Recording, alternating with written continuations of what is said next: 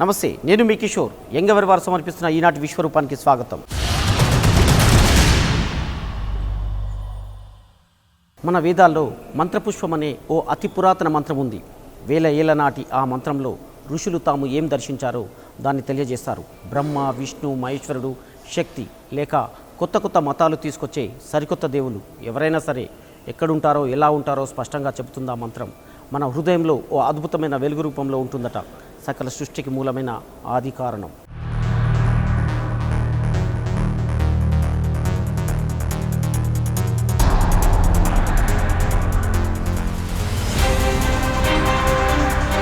అచ్చు మన మంత్రపుష్పం చెప్పినట్టే సైన్స్ కూడా చెప్తుంది.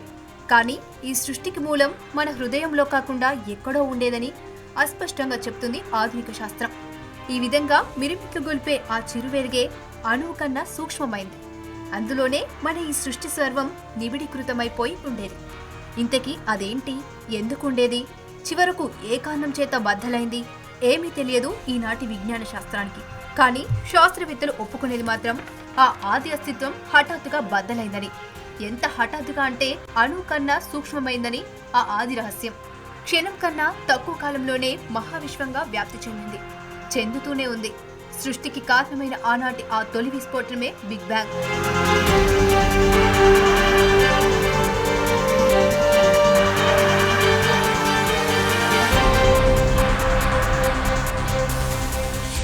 ఒక పెద్ద విస్ఫోటనం, అందులోంచి పాలపుంతలు, వాటిలోంచి నక్షత్రాలు, వాటి కారణంగా సూపర్నోవాస్, అందువల్లే సూర్యుడి లాంటి నక్షత్రాలు, ఆ నక్షత్రాల చుట్టూ భూమి లాంటి గ్రహాలు. అంతా బాగానే ఉంది. కానీ చంద్రుడి సంగతి ఏంటి?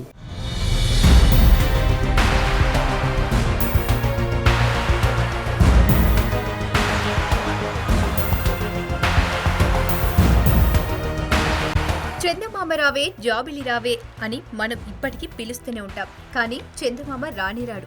అయితే మనిషి పుట్టటానికి మిలియన్ల ఏళ్ల క్రితమే చందమామ భూమిపైకి ప్రేమగా దూసుకొచ్చాడు. ఆనాటి ఆ మహా ఆకారం భూమిని బలంగా ఢీకొట్టింది. కానీ భూమి తనకు వీలైనంత చంద్ర పదార్థాన్ని తనలో ఇమిడ్ చేసుకుంది. మిగిలింది భూమి ఆకర్షణకి లోనై చుట్టూ తిరగడం మొదలుపెట్టింది. అదే అందాల జాబిలిగా స్థిరపడిపోయింది.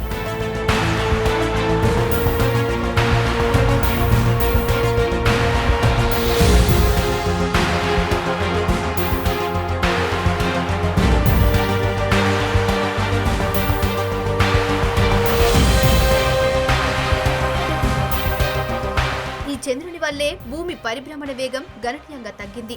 ఈనాటి మన 24 గంటల రోజు కూడా చంద్రుని వల్లే సాధ్యమైంది. పైగా నిటారుగా ఉన్న భూమిని ఒకవైపు ఒదిగిపోయి తిరిగేలా చేశాడు శశాంకుడు. అందువల్లే మనకు ఎండ, వాన, చలి కాలాలు ప్రతి సంవత్సరం కొత్త ఉత్సాహాన్నిస్తున్నాయి. ఇక మిగిలింది వర్షం. భూమిపై అగ్నిపర్వతాలు నిరంతరం బద్దలవుతున్నాయి తొలి నాళ్లలో. ఫలితంగా కార్బన్ డైఆక్సైడ్ భూమిని ఆవరింపజేసింది.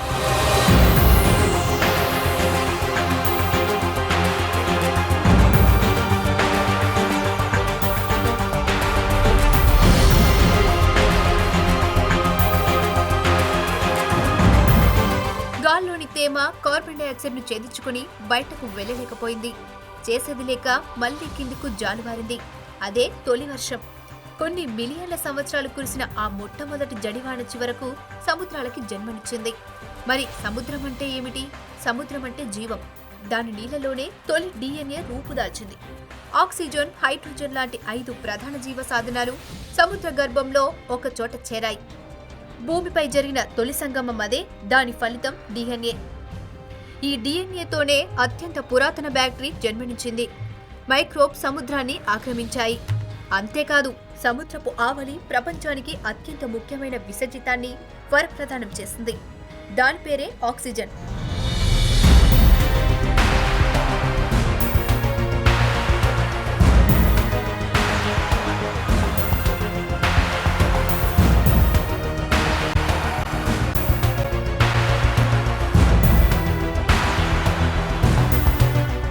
మైక్రోబ్స్ బయటకు వదిలిన వ్యర్థ పదార్థమే మన ప్రాణవాయువు. ఈ ప్రాణవాయువు కొన్ని వేల సంవత్సరాలు సముద్రాన్ని ఆక్రమిస్తూ పోయింది. ఆ తరువాత సముద్రాన్ని ఛేదించి బయటకు ప్రవేశించింది. సరిగ్గా ఈ సమయంలోనే కొన్ని రకాల బ్యాక్టీరియా సూర్యశక్తిని గ్రహించి జీవనం సాగించడం మొదలుపెట్టాయి. అంటే సముద్రం లోపల నుంచి పైకి వచ్చాయన్నమాట. తరువాతే ఇవి బ్యాక్టీరియా మరింత ఉన్నత స్థాయి జీవాలుగా మారాయి. మరోవైపు సముద్రపు తీరం నీటిలోంచి భూమి సాధ్యమైన ప్రతి చోట బయటకు వచ్చింది, ఖండాలుగా ఆవిర్భవించింది.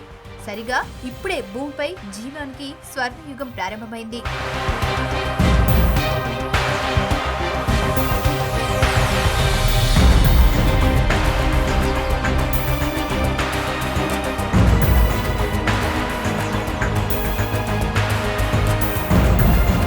సముద్రంలో పుట్టిన ఆక్సిజన్ భూ వాతావరణంలోకి చేరింది.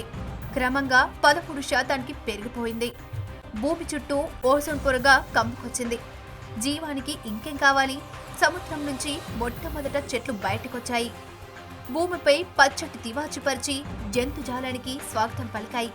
వెనువెంటనే సముద్రం వదిలి కొన్ని ఉభయచరాలు భూమిపై కాలు మోపాయి. కావలసినంత గాలి, తినగలిగినంత పచ్చదనం, అంతే. ఆ సముద్ర జీవాలు క్రమంగా భూమిపైనే ఉండిపోయాయి. ఒకానొకనాడు భూమండలాలంతా ఏలగలిగే మన కోసం అవి ఆనాడే భూమిని స్వాధీనపరుచుకున్నాయి.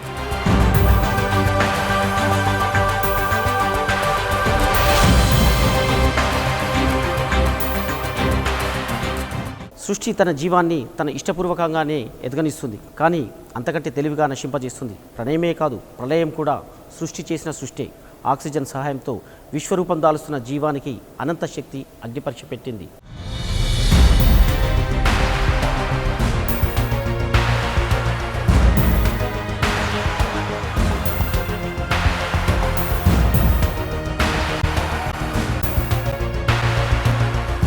జీవం వివిధ రూపాలు దాల్చి భూమిని మెల్లమెల్లగా ఆక్రమిస్తుంటే ఉన్నట్టుండి అగ్నిపర్వతాల రూపంలో ప్రళయం ముందుకొచ్చింది. సంవత్సరాల తరబడి దట్టమైన పొగలు ఆకాశాన్ని కమ్ముకున్నాయి. ఫలితంగా భూమిపై 70% జీవం అంతరించిపోయింది. తన సృష్టిలో తన పరీక్షకి నిలబడే నెగ్గే అత్యుత్తమ జాతుల్నే సృష్టి కనికరించింది.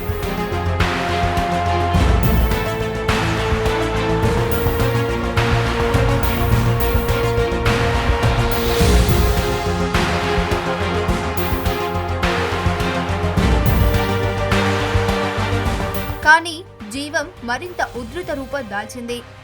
ఈసారి డైనోసార్ల రూపంలో పరాకాష్ఠకు చేరింది. 160 మిలియన్ సంవత్సరాల వరకు డైనోసార్లు భూమిని తిరగలేకుండా ఏలుకున్నాయి. కానీ ఇంకా సృష్టి క్రమానికి కావలసిన అత్యుత్తమ స్థాయి జీవం దొరకనే లేదు. మళ్లీ ప్రళయం తాండవించింది. విశ్వాంతరాలంలో నుంచి డైనోసార్ల మృత్యువు దూసుకొచ్చింది. ఓ గ్రహశకలం భూమిని ఢీకొట్టింది. ఎంత బలంగా అంటే డైనోసార్ అన్న జీవమే తుడిచిపెట్టుకుపోయేలాగా డైనోసార్ల శకం ముగిసిందే గాని జీవ పరిణామం ఆగలేదు.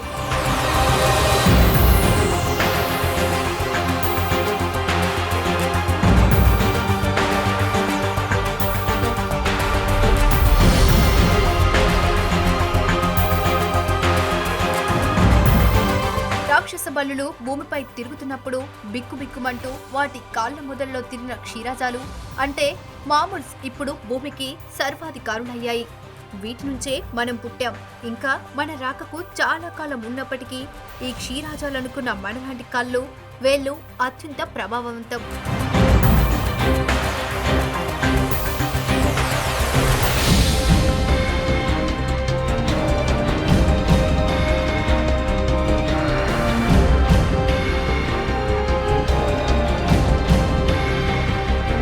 ఎందుకంటే చూపులో, చేతిలో, వేటలో ఈ మామూల్స్ మరే జీవనానికి లేని పరిణితిని సాధించాయి.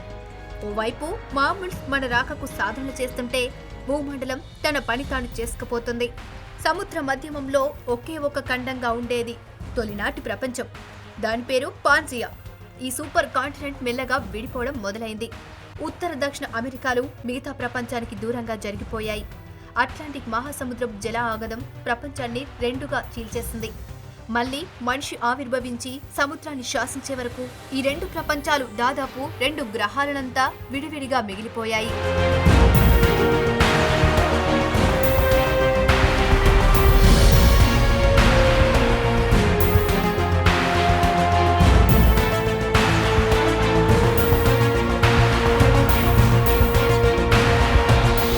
ఆఫ్రికా, యూరప్, ఆసియాలతో కూడిన చారిత్రక ప్రధానమైన ప్రపంచంలో మార్పులు వేగంగా చోటు చేసుకున్నాయి.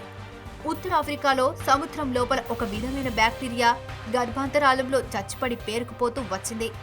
ఆ బ్యాక్టీరియాకున్న పెల్స్ మిలియన్ల సంవత్సరాలు అలా పేరుకుపోయాయి. తర్వాత కాల ప్రవాహంలో సముద్రం వెనుక్కు వెళ్లిపోయింది. బ్యాక్టీరియా షెల్స్ రాతి శిలలుగా భూమిపై మిగిలిపోయాయి.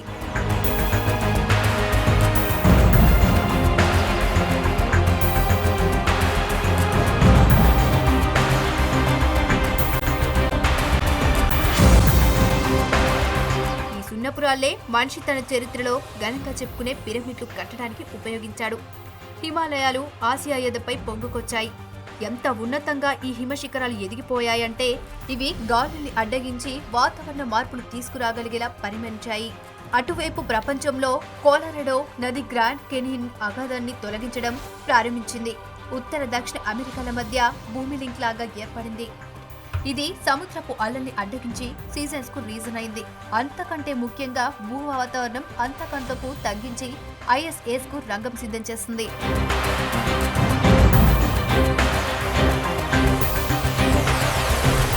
యంగ్ అవర్ వారి విశ్వరూపంలో ఓ స్మాల్ బ్రేక్.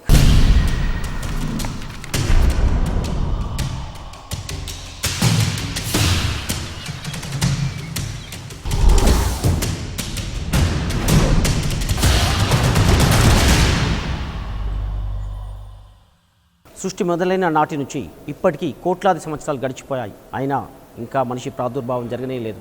ఇప్పుడిప్పుడే ప్రపంచము మనము గుర్తుపట్టే ఆకారంలో మారుతుంది. 7 ఖండాలు 5 మహాసముద్రాలతో వసుంధర మన రాక కోసం ఎదురు చూస్తుంది. అయితే మనిషి భూప్రవేశానికి అంతమంగా దారులు తెరిచిన మహత్తర జీవం ఏదో తెలుసా? గడ్డి.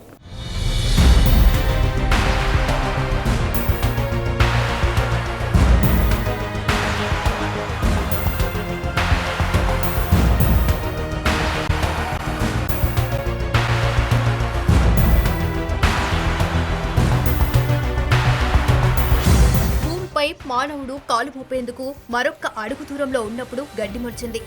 ఒకేసారి ప్రపంచంలోని ప్రతి చోట వివిధ రకాల గడ్డి మొక్కలు పచ్చటి రంగులద్దాయి. గోధుమ, బార్లీ లాంటి అనేక చెట్లు ఈ గడ్డి జాతిలోనివే. అయితే భవిష్యత్తులో మన కడుపు నింపే ఈ చెట్లే తొలినాలలో మన పూర్వులకు ఆకలి మంటలు కల్పించాయి. అప్పటిదాకా హాయిగా చెట్ల మీదున్న మన పూర్వులు ఇంకా నడవటం నేర్చుకోలేదు. కానీ విశాలమైన గడ్డి మైదానాలు పెద్ద పెద్ద చెట్ల మధ్య దూరాన్ని పెంచేశాయి. ఫలితంగా ఒకే చెట్టుపై అనేక మంది ఉండాల్సి వచ్చేది. ఇక అప్పుడు తప్పనిసరై ఆ ఆది మానవులు చెట్టు దిగారు, నేలపై నడిచారు.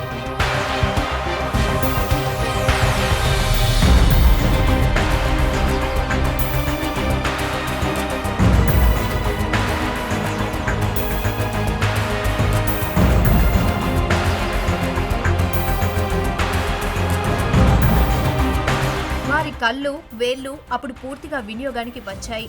మనిషి ఆహార సేకరణ మొదలైంది. ఇదిగో ఇప్పుడే మిగతా అన్ని జీవాల్లా తిండిని అన్వేషిస్తున్న మనిషి తన ప్రత్యేకత చాటుకున్నాడు. చేతికందిన రాళ్ళని అరగదీశాడు. రాతి నుంచి ఆయుధాన్ని సిద్ధం చేశాడు. పనిముట్లు చేతబట్టి చరిత్రలో రాతి యుగానికి నాంది పలికాడు. మనిషి ప్రయత్నానికి అగ్నిదేవుడు వరమిచ్చి ఆదుకున్నాడు. సౌర కుటుంబంలో మరే గ్రహానికి లేని ప్రత్యేకత భూమికుంది. దాని పేరే అగ్ని. మిగతా గ్రహాల్లో లావా మాత్రమే ఉంటుంది. కానీ ఆక్సిజన్, చెట్లు పుష్కలంగా ఉన్న భూమిపై మంట రగులుకుంటుంది. ఈ అగ్నే మనిషికి తొలి సౌఖ్యమని చెప్పుకోవాలి. ఎందుకంటే ఆకాశంలో నుంచి వచ్చిపడే ఉల్కలతో రాజుకున్న అడవులు మనిషికి అగ్నిని బహుకరించాయి. ఆ అగ్ని ఆహారాన్ని పక్వం చేసుకొనిచ్చింది. ఆ ఆహారం మామూలు కన్నా ఎక్కువ శక్తినిచ్చింది. మనిషి మెదడు మరింత చురుకైంది. అంతేకాదు, కుండలు కాల్చడం మొదలు ఈనాటి ఆటోమొబైల్ ఇంజన్ల దాకా మనిషి కనుక్కున్న ప్రతి విశేషం అగ్ని మీదే ఆధారపడుతుంది. అగ్నిని కనుక్కున్న హోమో సెపైన్స్ తమ అంతిమ బాధ్యత కూడా విజయవంతంగా నిర్వర్తించాడు.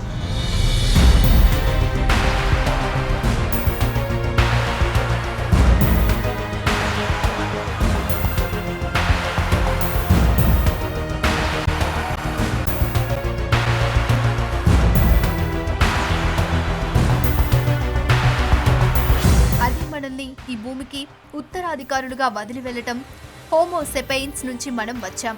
వారి నుంచి అగ్ని వాడకాన్ని నేర్చుకున్న మనం ఇంకో అద్భుతాన్ని ఆవిష్కరించాం. ఆధునిక మానవుడిలో లారింక్స్ అనే అవయం గొంతులో కిందకు జారి ఉంటుంది. దీనివల్ల మనం అనేక రకాల శబ్దాలు చేయగలుగుతాం. ఈ శబ్దాలే భాషగా రూపాంతరం చెందాయి.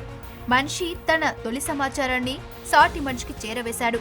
అది అతను అర్థం చేసుకున్నాడు. అంతే, మనిషి మిగతా జీవాలన్నిటికీ అతీతుడైపోయాడు.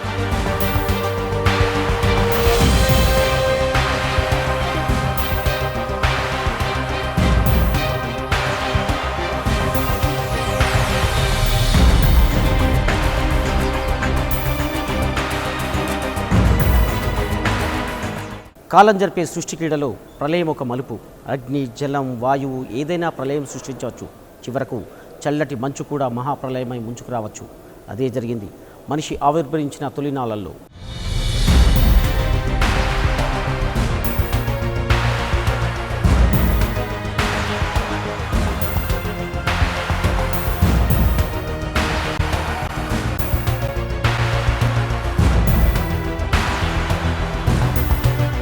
ఆఫ్రికాలోని ఉష్ణమండలంలో రూపుదాల్చిన ఆధునిక మానవుడు ఆసియా, యూరోప్లలో కాలు మోపాడు. నిదానంగా సముద్రం చీల్చని భూమినంతా ఆక్రమించాడు. ఇందుకోసం మిలియన్ల సంవత్సరాలు పట్టింది. కానీ ఇంతలోనే మంచు ముంచుకొచ్చింది. ధృవాల్లోని మంచంతా మిగతా భూభాగాలకు పాకింది. ఎక్కడ చూసినా ఐస్తో నిండిపోయిన భూమి ఓ మహా ఫ్రిడ్జ్ లాగా మారిపోయింది. అయినా మనిషి ఎదురు నిలిచాడు. అంతమైపోకుండా అంతకంతకు వ్యాప్తమయ్యాడు. సముద్రంపై మంచు వేసిన హిమవారుదుల్ని ఆసరాగా చేసుకుని ఉత్తర, దక్షిణ అమెరికాల్లోకి ప్రవేశించాడు. ఇవన్నిటికంటే ముఖ్యంగా గోడలపై బొమ్మలు వేశాడు. అంటే మానసికంగా జాగృతమయ్యాడన్నమాట. ఇప్పటినుంచే మానవ జీవి మనిషిగా విశేషమయ్యాడు. మళ్ళీ అంతలోనే ఐస్ ఏజ్ పూర్తయిపోయింది.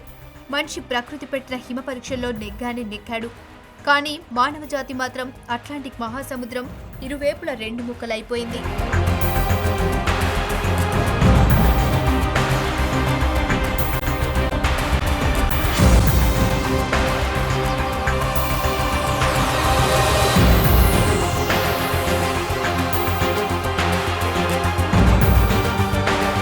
మంచుదారులు సముద్రంలో కరిగిపోవడంతో మరోమారు ఉత్తర, దక్షిణ అమెరికాలు ప్రపంచం నుంచి విడిపోయాయి.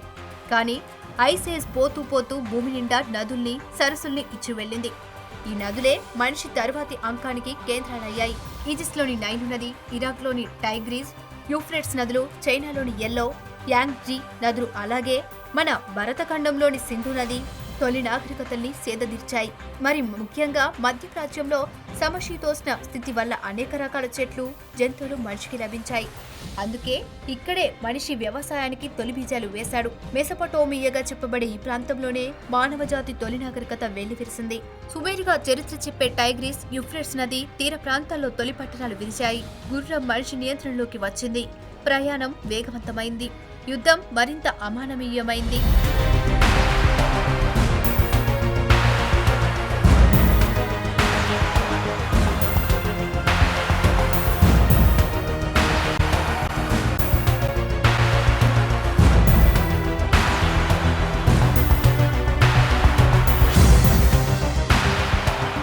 మెసొపొటేమియా నాగరికుడే చక్రాన్ని కనుగొన్నారు. మనిషి రథయాత్ర అక్కడి నుంచి ఆధునిక ప్రపంచం దిశగా మొదలైంది. ఇనుము ఆయుధాలకి ఆయువు పట్టయింది. మనిషి ఐరన్ ఏజ్ లోకి వచ్చేశాడు. మరోవైపు కఠినమైన ప్రాకృతిక వాతావరణంలో ఆఫ్రికా, ఉభయ అమెరికాలు మాత్రం ఎక్కువగా ఎదగలేకపోయాయి. ఇంకా వేటాడుతూ పచ్చి మాంసం తినే స్థాయిలోనే ఇక్కడి వారుండిపోయారు. కానీ ప్రకృతి కురిపించిన వరాల జల్లుతో ప్రాచ్య ప్రపంచం సామ్రాజ్యాలమయమైంది. పెద్ద పెద్ద భూభాగాలు మహారాజుల పాదక్రాంతమయ్యాయి. చైనా వాళ్ళు అతి పురాతనమైన స్కిల్ రూట్లు కనుగొని చైనా నుంచి మధ్యధర సముద్రం వరకు ప్రపంచ వాణిజ్యానికి తెరడు తీశారు. ఇప్పటిదాకా ఎక్కడెక్కడ వెళ్లి విరిసిన మతాలు ఏకేశ్వరోపాసన దిశగా అడుగులు వేశాయి. అలా పుట్టినవే జుడాయిజం, ఇస్లాం. చరిత్ర కందని కాలం నుంచి ఉన్న హిందూ మతంతో పాటు ఇండియాలో బౌద్ధం వేళ్లనుకుంది. అరబ్బులు భారతదేశంలో పుట్టిన సంఖ్యామానాన్ని విశ్వవ్యాప్తం చేశారు. చైనా వారు గన్ పౌడర్ కనుగొన్నారు. ఇది ప్రపంచాన్ని మరింత దద్దరిల్లిపోయేలా చేసింది.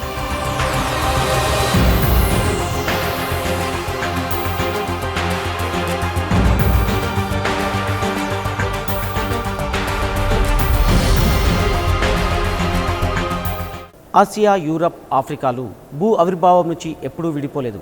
అందుకే ఇక్కడ నాగళ్ళు, నాగరికతలు, రాజ్యాలు, రాజరికాలు ఒకేసారి వెలుగు చూశాయి. కానీ ఈ పురాతన ప్రాచ్యం నుంచి దూరంగా విడిపోయింది పాశ్చాత్యం. ఉత్తర, దక్షిణ అమెరికాలలో ఉన్నదాన్ని ఇంకా కనుగొనాల్సి ఉంది. అంటే కొత్త ప్రపంచం ముంగిట్లోకి మనిషి ఇప్పుడు వెళ్ళాలన్నమాట.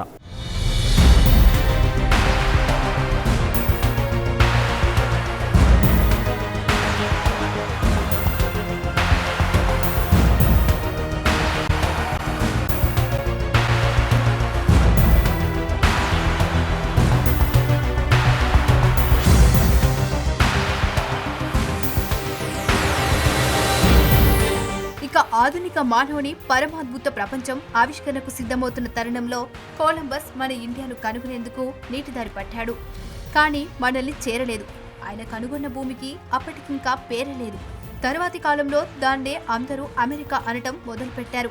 అయితే కొలంబస్ కాలు మోపే నాటికి కేవలం కొందరు అటవీకులు మాత్రమే జీవిస్తున్న అమెరికా ప్రపంచ చరిత్రను తిరుగు లేకుండా మార్చేసింది.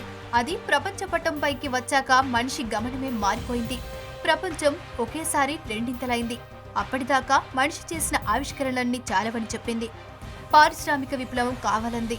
మనిషి శరీర శ్రమతో చేయగలిగింది పూర్తయిపోయింది.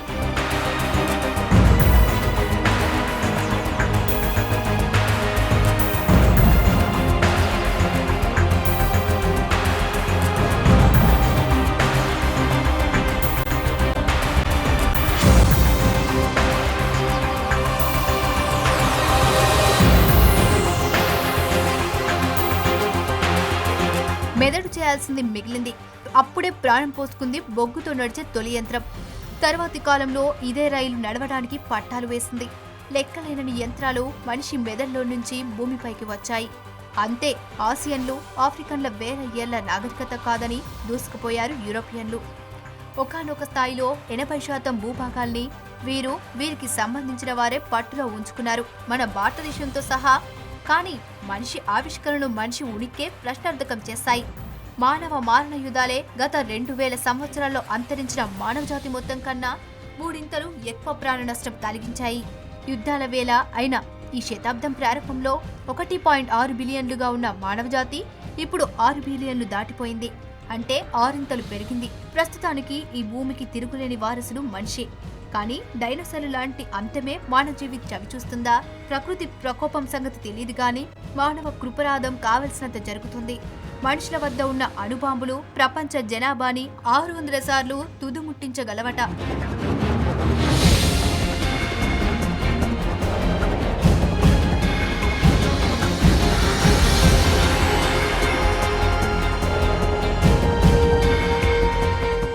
ఇది 14 బిలియన్ల విశ్వ ఆయుర్దాయంలో మన ప్రపంచ చరిత్ర. నిజంగా ఈ మహాప్రయాణంలో మనిషి స్థానం ఎక్కడ? సింపుల్గా తేలిపోవడానికి 14 బిలియన్ల కాలాన్ని 14 సంవత్సరాలు అనుకుందాం. అందులో భూమి పుట్టింది ఇప్పటికీ 5 ఏళ్ల కింద. పెద్ద జీవాలు ఊపిరి పోసుకున్నవి 7 నెలల కింద. పారిశ్రామిక విప్లవం రాజుకొని ఆధునిక చరిత్ర ప్రారంభమైంది కేవలం 6 సెకండ్ల కింద. ఇందుకేనేమో ఆదిశంకర్లు అంటారు బ్రహ్మ సత్యం జగన్మిథ్య అని. జస్ట్ ఆనాటి బిగ్ బ్యాంగే నిజం, మిగతాదంతా ఒట్టిదే. మళ్ళీ విశ్వం సంకోచించినప్పుడు అంతా అందులో లయమవ్వాల్సిందే. ఇది ఈనాటి విశ్వరూపం. వచ్చే వారం సరికొత్త అంశంతో మళ్ళీ కలుద్దాం. మీ కిషోర్.